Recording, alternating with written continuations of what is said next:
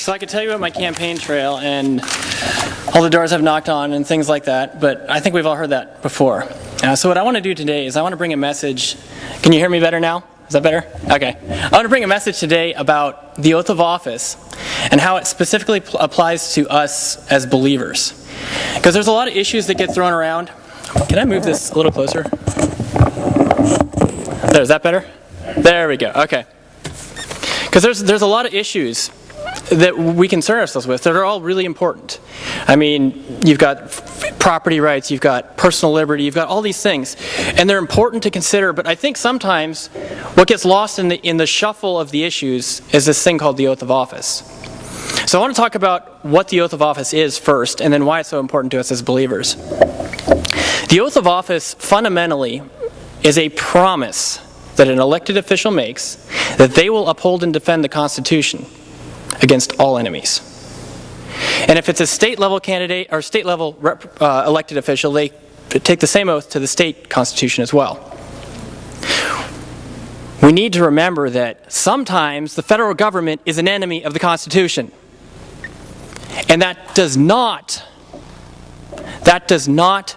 give an elected official the right to say, oh, my oath of office doesn't apply because it's the federal government that's violating the Constitution.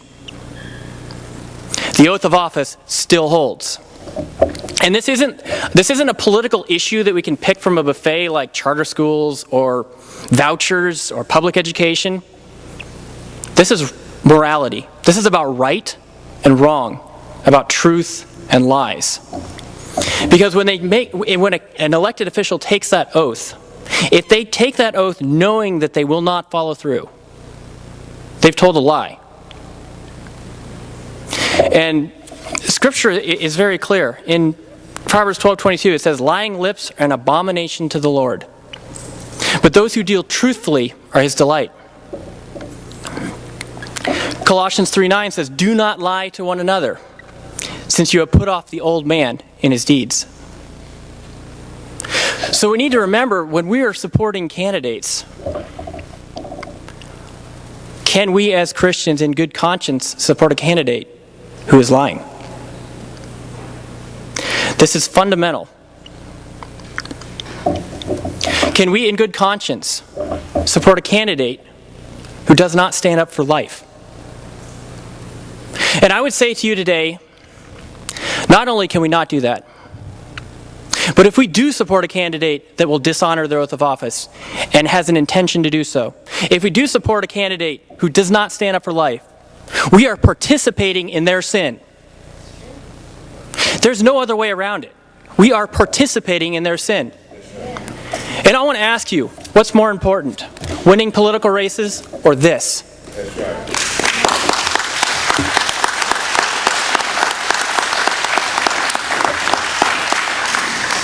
They say we have to choose between the lesser of two evils. But as believers, we're called to a higher standard.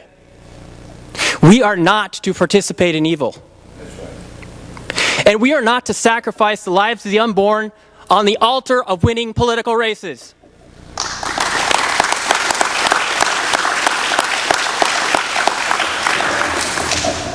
So how do we do that?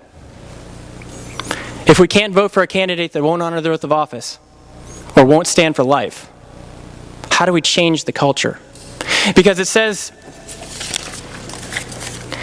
in Proverbs 29:2, when the righteous are in authority, the people rejoice.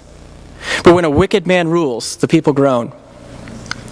So how do we get righteous men and women with the courage and the integrity to honor their oath of office and protect life elected? Well, I think we heard the answer a little earlier. 25% of Christians vote. 25%. We need to get our friends that are believers registered to vote. We need to get out there and vote. But more importantly, we need to form a cohesive block of principled voters who are not for sale. That's right. We need to show them that you don't get our vote if you don't stand for life. We will not participate in murder through our vote. And we need to show them the only way to win is being a person, a man or woman of integrity. And I believe that if we form this block, and we get out there and we are vocal and active, I believe that we can take this country back with God's help.